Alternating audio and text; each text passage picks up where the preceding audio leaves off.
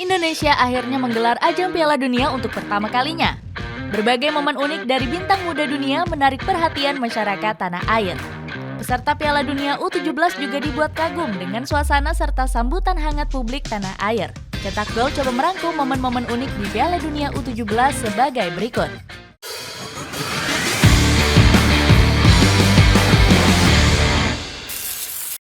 Welber Halim Djardim gemar makan nasi kuning. Untuk mengawali ulasan ini, ada Welber Halim Djardim yang gemar menyantap nasi kuning. Pemain diaspora ini menganggap nasi kuning menjadi makanan Indonesia yang paling cocok di lidahnya. Nasi kuning. Sebab Ibunda Halim Djardim sendiri berasal dari Banjarmasin yang melekat dengan kuliner nasi kuning. Selain itu, sang pemain juga sangat gemar menyantap makanan nasi kari. Selain makanan asli Banjar, Halim Djardim juga menikmati kuliner lokal dari Manado, Bali, dan Yogyakarta. Lebih hebatnya lagi, dia juga sudah sangat fasih berbahasa Indonesia. Sang ibunda sudah mengajarkan Halim Djardim untuk gak melupakan bahasa leluhurnya. Apalagi dirinya sangat ingin mengenal budaya Indonesia lebih dalam. Pemain timnas Panama latihan di tumpukan pasir. Berikutnya ada timnas Panama U17 yang berlatih di lapangan dengan latar tumpukan pasir. Saat itu mereka berlatih di lapangan milik Universitas Negeri Surabaya. Lapangan UNESA ini hanya berjarak 25 menit dari tempat menginap timnas Panama. Selain tumpukan pasir, terlihat juga ayakan yang biasa digunakan untuk memisahkan pasir. Meskipun berlatar belakang khas Indonesia, timnas Panama tetap berlatih cukup serius. Skuad Los Canaleros Junior bakal bertanding melawan timnas Maroko U17 di laga pembuka. Salah satu pemain timnas Panama yakni Ernesto Gomez menyebut rekan-rekannya siap tampil apik di Piala Dunia U17. Pemain timnas Meksiko kagumi lapangan Bali United. Selanjutnya ada timnas Meksiko U17 yang terpesona dengan lapangan latihan Bali United. Skuad Los Tricolores Junior memilih Bali sebagai tempat persiapan untuk Piala Dunia U17. Timnas Meksiko sendiri memakai training center milik Bali United yang terletak di Pantai Purnama. Alhasil, para pemain muda mereka bisa menyaksikan keindahan pantai tersebut.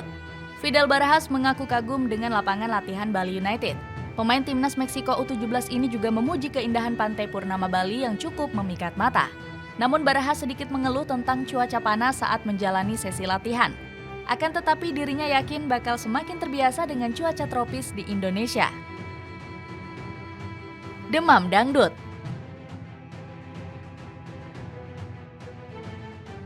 PSSI memilih Wika Salim sebagai penyanyi soundtrack Piala Dunia U17 dengan judul We Are Together.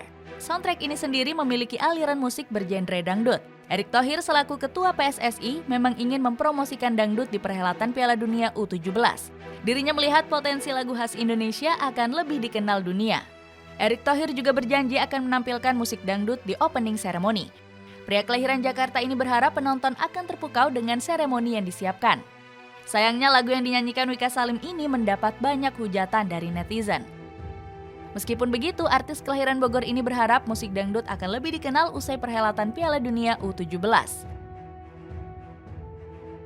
Mark Guiu ladeni tanda tangan supporter.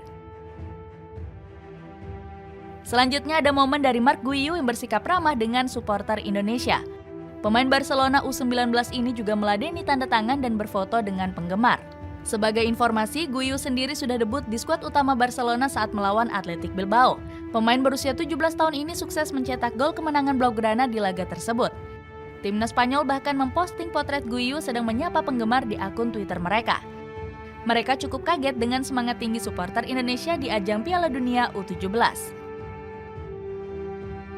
Mark Guiu dan kawan-kawan bakal menjalani latihan di Kabupaten Karanganyar, Jawa Tengah. Skuad La Furia Roja Muda dikabarkan menggunakan lapangan mini Blulukan untuk berlatih. Sebagai informasi, timnas Spanyol U17 berada di grup B bersama Kanada, Mali, dan Uzbekistan. Skuad asuhan Hernan Perez akan menghadapi timnas Kanada U17 di laga pembuka. Pelatih Ekuador ejek Gelora Bung Tomo. Kemudian ada momen pelatih timnas Ekuador yang mengejek Stadion Gelora Bung Tomo. Diego Martinez sangat terkejut dengan lokasi Stadion GBT yang berada di tengah sawah. Dia mengaku bingung karena stadion tersebut gak dikelilingi dengan gedung pencakar langit. Meskipun begitu, Martinez tetap mengapresiasi fasilitas yang dimiliki Stadion GBT. Pelatih berusia 42 tahun ini mengapresiasi Indonesia yang telah menyediakan stadion megah. Sebagai informasi, skuad Latri Junior tergabung di grup A bersama tuan rumah Indonesia. Raja Nainggolan pakai baju batik. Momen selanjutnya ada Raja Nainggolan yang baru saja dinobatkan sebagai Duta Piala Dunia U17. PSSI menggandeng Nainggolan bersama dengan Sabrina Dressler. Dressler sendiri merupakan pemain sepak bola wanita profesional. Dirinya pernah memperkuat tim-tim kenamaan seperti Persija Jakarta, Subiako, dan Balkata Womens. Saat baru mendarat di Indonesia, Nainggolan langsung mengenakan pakaian batik. Dia membeli pakaian batik tersebut di wilayah Sarinah, Kota Jakarta. Para netizen berkomentar jika Nainggolan sangat cocok mengenakan pakai batik. Seperti diketahui, dia punya darah keturunan Indonesia yang berasal dari Sumatera Barat. Nainggolan juga mengaku bangga bisa turut bantu mempromosikan perhelatan Piala Dunia U17. Dia mengucapkan terima kasih kepada Erick Thohir yang sudah bersedia mengundangnya. Timnas Mali mengira iklim Indonesia dingin. Momen unik berikutnya terjadi saat Timnas Mali U17 baru mendarat di kota Solo. Seluruh penggawa dan staf pelatih mengaku terkejut dengan iklim di Indonesia. Mereka sempat mengira jika Indonesia merupakan negara dengan iklim dingin. Namun saat menginjakan kaki di tanah air, para pemain merasa nggak kesulitan beradaptasi dengan cuaca Indonesia. Mereka menganggap cuaca di tanah air mirip dengan negaranya di benua Afrika. Media ofisial Timnas Mali bernama Efrahimas Hekoliwali mengakui dirinya salah mendapat informasi.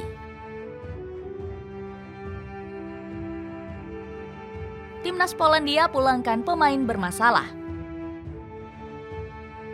Momen unik lainnya terjadi saat Timnas Polandia U17 baru saja tiba di Bali. Saat itu mereka mendapati 4 pemainnya sedang dalam pengaruh minuman keras. Oskar Tomzik, Filip Wolski, Jan Labeski, dan Filip Rozga kedapatan tengah menenggak alkohol sebelum berlatih. Akibatnya sang pelatih Rafał Lasoki terpaksa memulangkan keempatnya. Dengan begitu, Timnas Polandia saat ini hanya menyisakan 17 pemain untuk ajang nanti. Kota Solo bagi-bagi tiket gratis. Selanjutnya ada momen dari Kota Solo yang membagikan tiket gratis kepada para pelajar. Pemerintah Kota Surakarta memang sengaja membagikannya untuk memeriahkan ajang tersebut. Kabarnya ada 1.500 tiket yang akan dibagikan kepada para pelajar secara gratis. Apalagi Kota Solo dipuji karena keramahannya menyambut para pemain Piala Dunia. Pujian tersebut datang dari pelatih Les Eagles Junior, Soumaila Coulibaly. Dia merasa seperti dilayani dengan sangat baik dan disambut dengan ramah oleh warga Solo.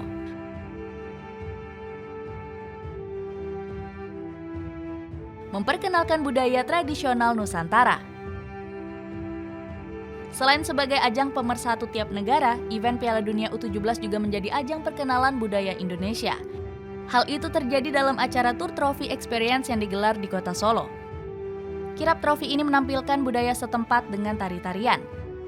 Masyarakat Solo menyambut antusias pawai budaya yang dilaksanakan pada hari Minggu lalu. FIFA puji Indonesia.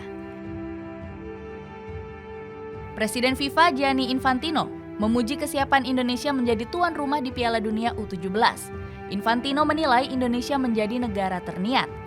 Dirinya mengaku bangga dengan panitia pelaksana yang sudah serius menggelar event besar ini.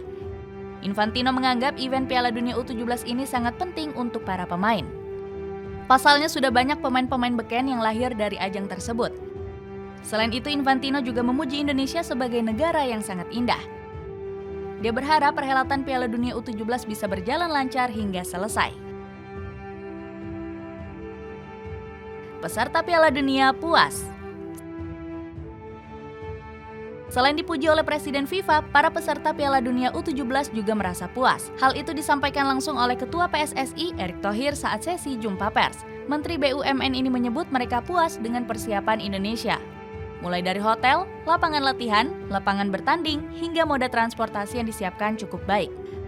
Selain itu, Erick Thohir juga mengaku sudah mempersiapkan beberapa fasilitas hiburan pendukung. Nantinya di setiap stadion akan ada beberapa festival yang bisa dinikmati masyarakat. Mulai dari festival musik, festival budaya, hingga tempat untuk UMKM makanan dan jualan lainnya. Itulah ulasan momen unik di perhelatan Piala Dunia U17. Bagaimana pendapatmu? Momen manakah yang menurutmu paling mengejutkan? Coba tulis pendapatmu di kolom komentar di bawah ini.